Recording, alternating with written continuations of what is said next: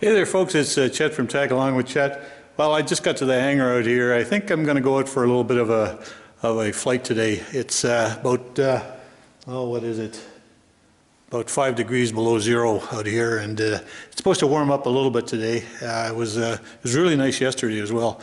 So today I think I'll take her up again. And what I've done is, because, you know, it's sort of a hit and miss out here in Alberta, southern Alberta, as far as the weather's concerned. So what I've been doing is trying to keep my battery up to snuff out here. So I'll show you what I've done. I've had good luck with this thing. I've never had any problems with it. It only has 0.75 amps for charging, and it just shuts off. So I've got this hooked up to my battery. So if I don't fly for about a month, and I know you folks down south of us down in the warmer climates, they might fly by maybe about 100 hours a year or something like that. Well, up here in where I live, a lot of them sort of become hangar queens for about a couple of months. So batteries have a tendency to discharge quite a bit. What I've got is I just popped this on my step from my from the aircraft, and all it is one of these battery tender junior automatic battery charger.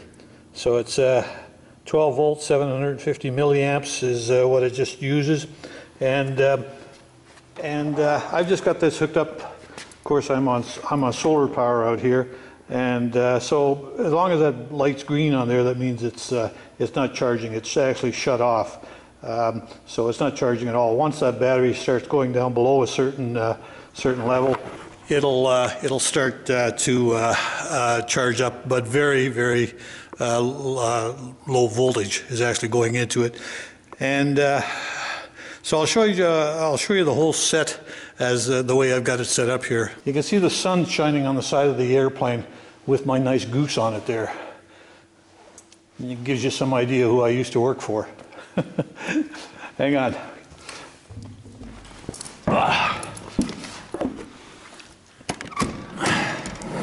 So as you can see, I've taken my rear seats out, and the reason why I have that is because when I go to Oshkosh, I throw the bike in there, which you can probably see on some of my other videos.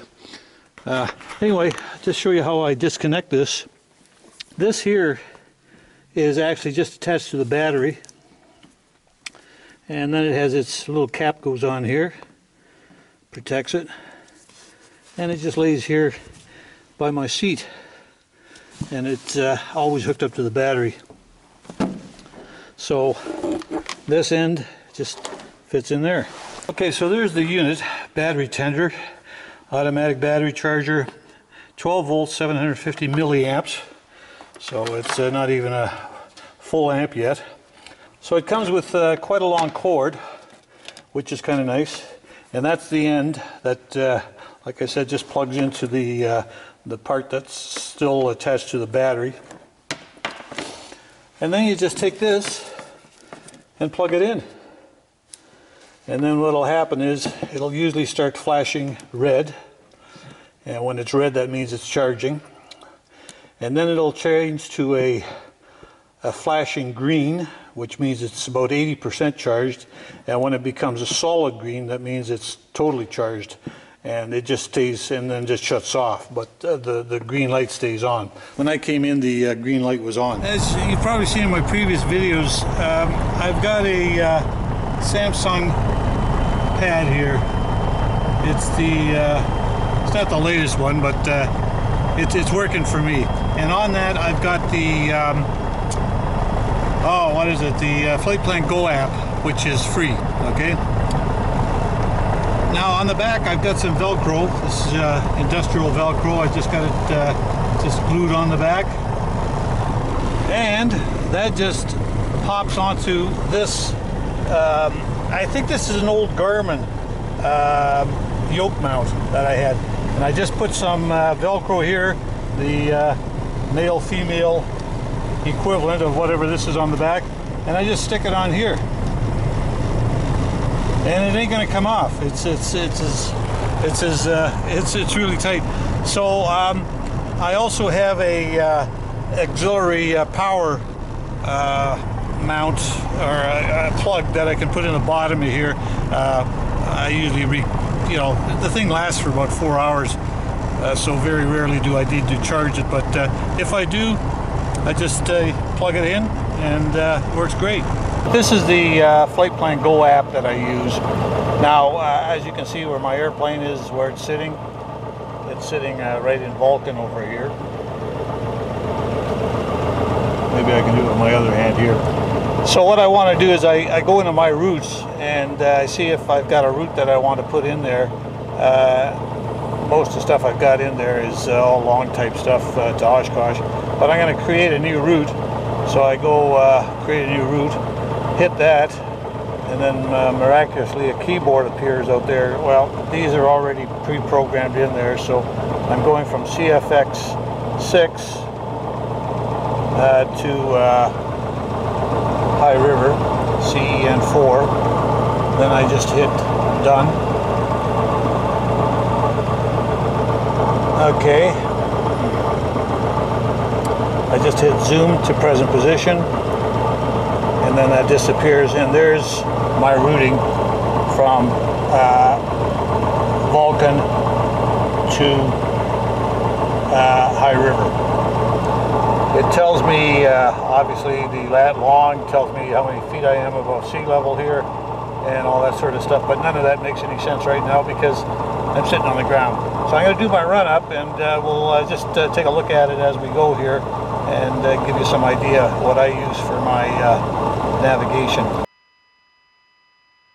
Okay, let's see, we're all set here on the button of 1.6.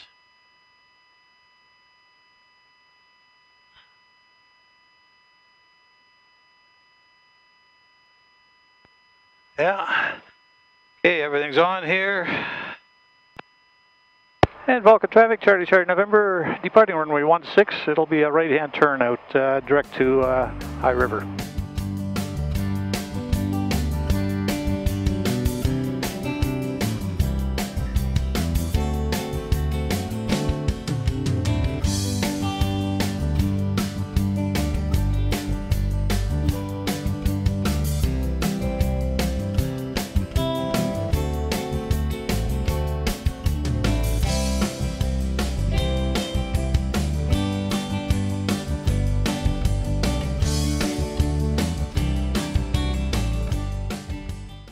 And Charlie November, airborne off 16, climbing through 4,000 feet. We're in the right turn, direct to Vulcan. Or correct, make that direct to High River. Roger that. It's a pretty short flight. Yeah. Roger that. Have a good flight. Thank you.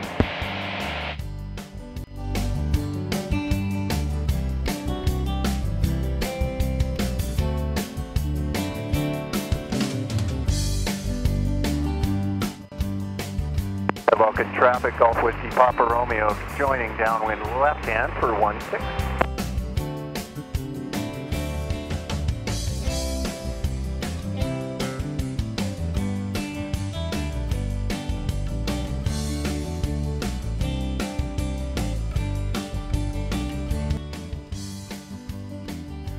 Okay, as you can see there, we're airborne.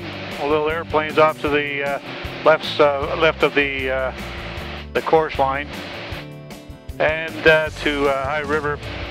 And this is their VFR chart. It's free. You can also change it to different maps. You can change it to low level, high level, whatever you want. It's all in there.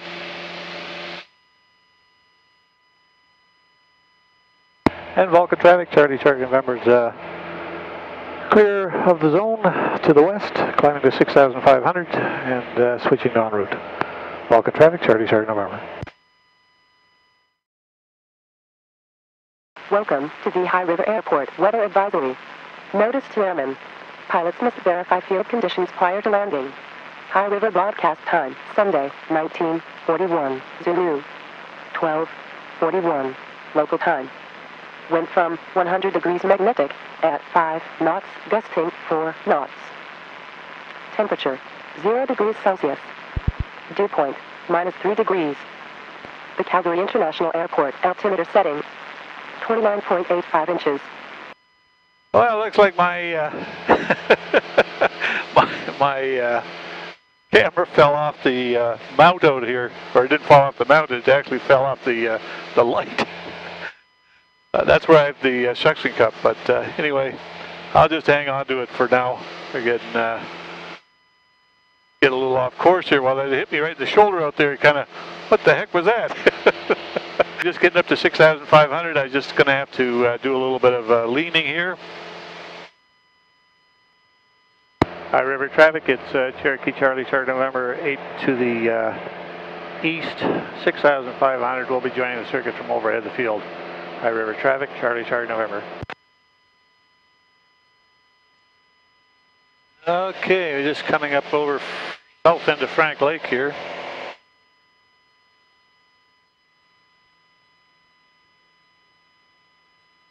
Clears home traffic, Piper Pacer, Golf X-Ray Lima Victor. I'm going to be joining downwind for runway 21, Claire's home. Any conflicting traffic, please advise, Claire's home. Okay, that's in Claire's home. And this is overhead High River.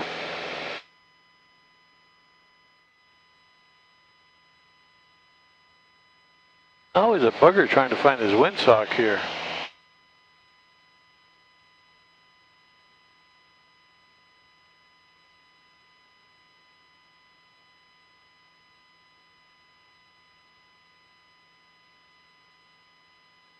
I don't even see a windsock. Oh, there. No, that's not it.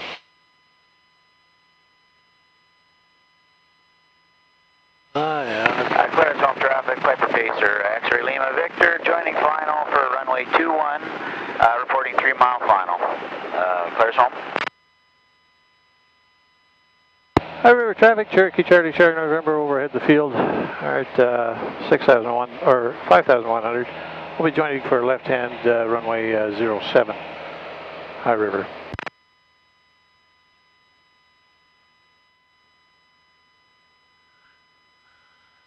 Oh, well, it's only, what, 3 degrees out there? Yeah, 3.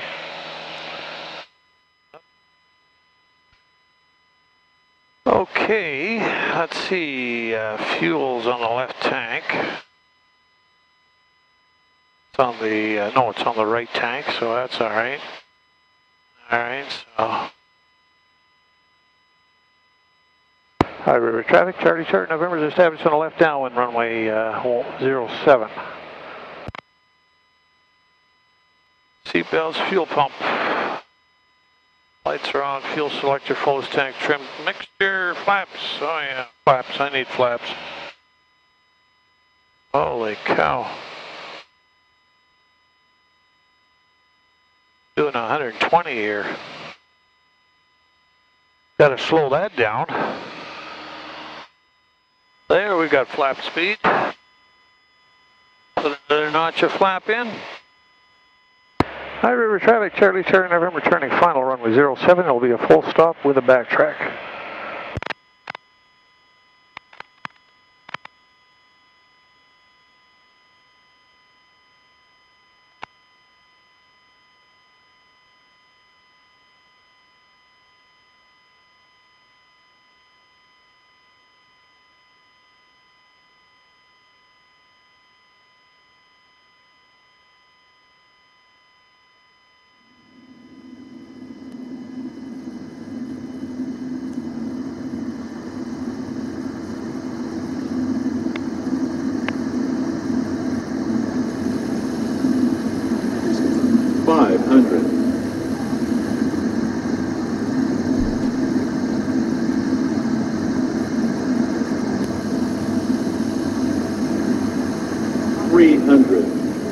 Minimums.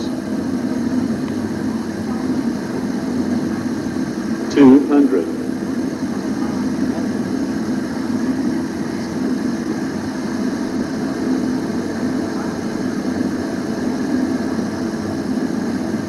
50, 40, 30, 20, 10, 5. 5,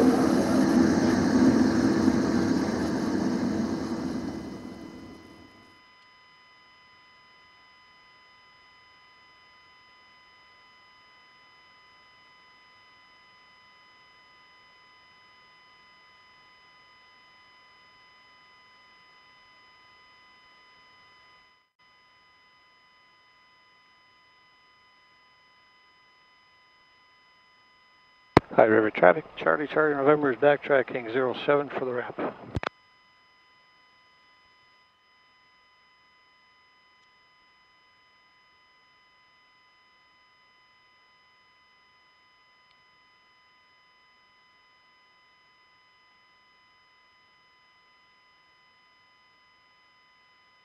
High River traffic, Charlie November is clear runway 07.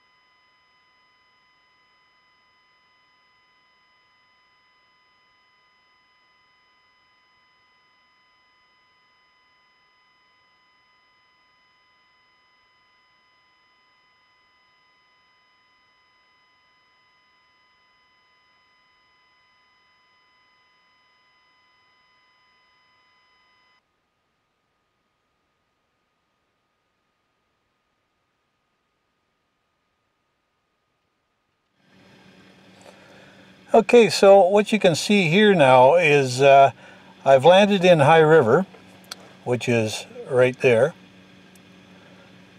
and the time 22 minutes and 22 seconds. That's where I stopped it.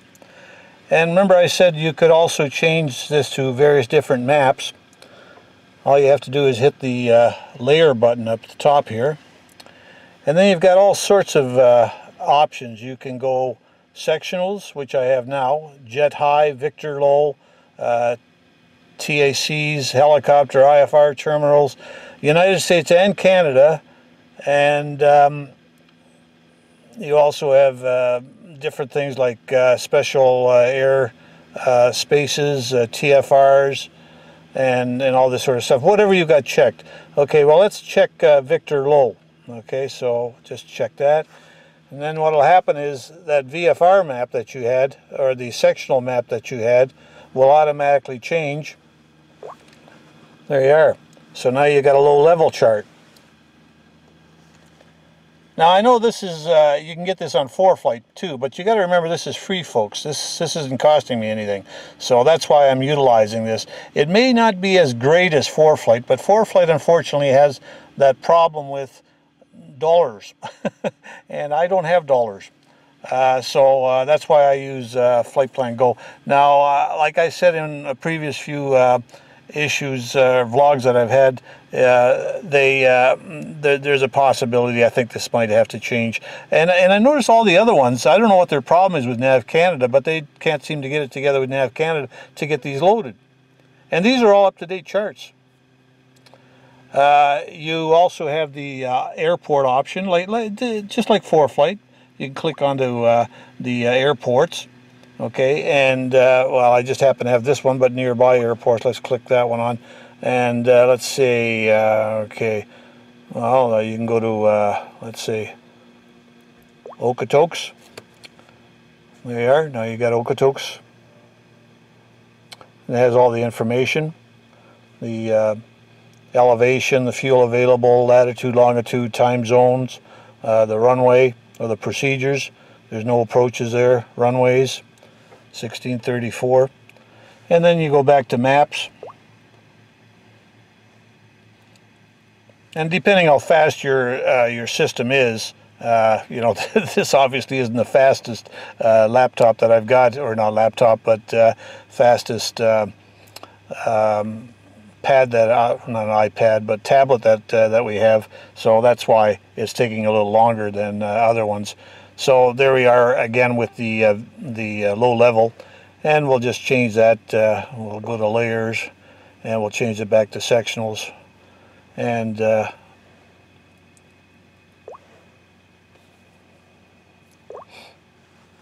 we are. And of course you can do this too. You can move the map around if you want. Yeah, make it thinner. But you also have this option where you can go in here and zoom to present position, and there we are. And you can also go like this, zoom, and you can go to zoom to the full routes, and whatever. you know, there's all sorts of options you've got. Anyway, that's it, folks. Just thought I'd show that to you. This is what I use. It's very easy to use. It's free so far, for as long as it lasts. Got it all shut down now. I just phoned up a friend of mine. He's going to come pick me up, and we're going to head off and have a bite to eat. So we'll see you later.